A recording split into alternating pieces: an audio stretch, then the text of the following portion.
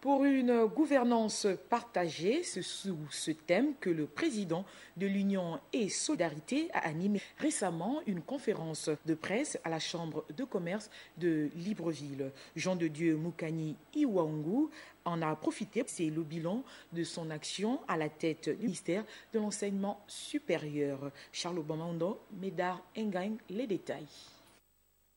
Un 6 digne de l'Académie ou des traditionnelles joutes parlementaires, le ministre d'État, président exécutif de l'Union et Solidarité, s'est lancé dans une série d'explications justifiant amplement le bilan de son action à la tête du département de l'enseignement supérieur et de la recherche scientifique.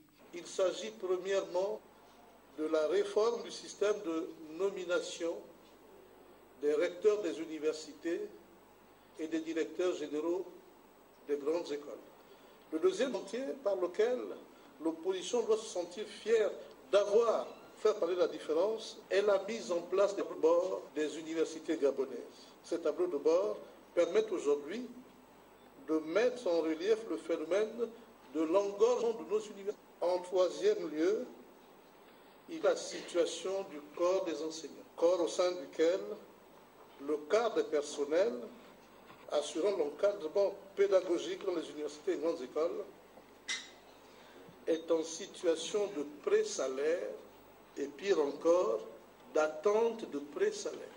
Toute une batterie d'arguments ayant sous-tendu cette initiative, nécessaire mais pas suffisante. Sinon, pourquoi ne pas penser à la formation d'un futur gouvernement?